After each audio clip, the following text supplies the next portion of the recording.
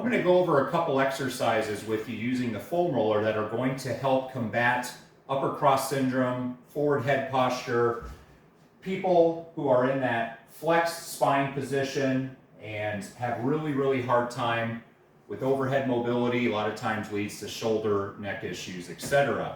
What are we talking about here when we're in forward head posture? We have flexed spine, so we've got a big area of our mid and upper back that is in a position where it's immobilized, right? We don't have a lot of movement. Our lats get tight. Our upper chest, pec minor muscles get tight. It restricts the ability, especially for a golfer, to get into that high overhead position on their backswing. So what happens when we're restricted and we're trying to get somewhere that our body doesn't have the mobility to do, we have to compensate. We got to steal that range of motion from somewhere else. So one of the most common, early extending, standing up, right? That helps get the arms up higher. Or perhaps we get the arm higher by doing a little chicken winging. We sacrifice the position of our shoulder or hands, gets that golf club all out of whack, and we have to make some kind of correction to square that face up, etc. So this is a great tool to help mobilize the thoracic spine, to not only give you more mobility and movement through the thoracic spine, but to give you more overhead range of motion. So this is a high density foam roller, which is what I suggest you use, not a soft one, high density.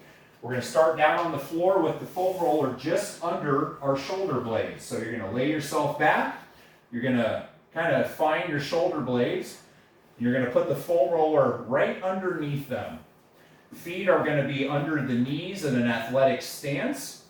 First thing we're going to do is make sure that we control and stabilize the lumbar spine. I want to make sure that your hips stay on the floor and that you don't arch or extend your low back. We want to extend the thoracic and C-spine, but not the lumbar spine as we do this. Place your hands behind your head, just interlace the fingers comfortably.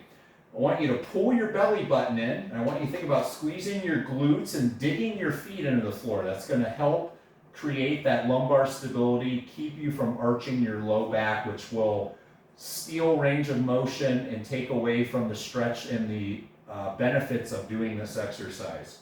So, maintaining those cues below, we're going to simply lean back through the shoulders. We're going to pull our elbows back. You're going to feel a really nice stretch through the chest, pec minor, one of the muscles that gets really tight because it's in that shortened position all the time in forward head posture.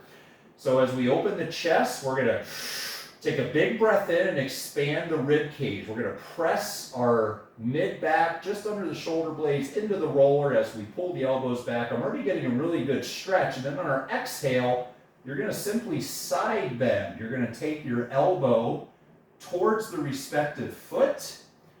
You're going to get a nice little stretch in the lat of the top arm.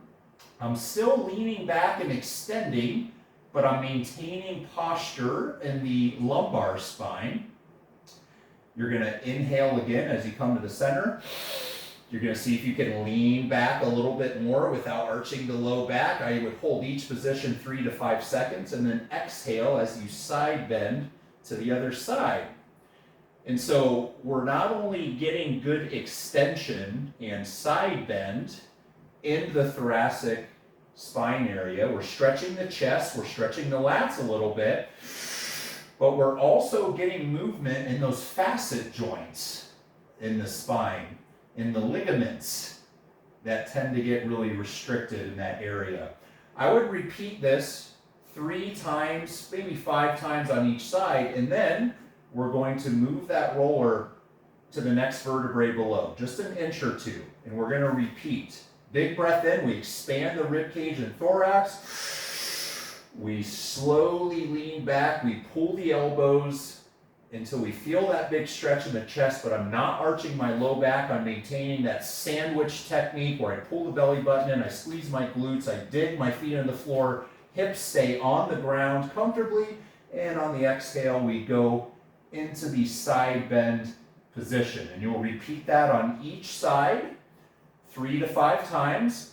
Make sure you stay on your mid back as you go down. You need to stay on the rib cage. Do not go to your lower back or lumbar spine. Okay? The second thing is the lats. So the lat muscle, the biggest muscle that dictates overhead mobility and shoulder girdle position. So to stretch those using the foam roller, we're going to do what's called a roll and reach. You're going to have the foam roller out in front of you. You're going to come into quadruped position. Put your knees nice and wide, in a good wide strong stance. Take one arm, place your wrist on the foam roller, have your other hand comfortable out to your side for stability. Then we are simply going to take a nice big breath in, and you're going to reach and roll the roller forward as you take your head down, and then you're going to just do a little turn over your opposite shoulder as you reach and roll. The further you reach and roll, the bigger the stretch you're going to get in that big lat muscle. I would hold for 5 to 10 seconds, come back in for a little recovery, and repeat. Big breath in. We reach and roll as we take the head chest down. You're going to rotate and look over your opposite shoulder as you reach, and hold for 5 to 10 seconds before you return back. Make sure you do that on both sides. I would suggest you do 10 to 15 repetitions of the roll and reach after you do the thoracic spine mobilization on the roller. And that is how you can combat forward head posture, upper cross syndrome using the foam roller to help you with your overhead mobility.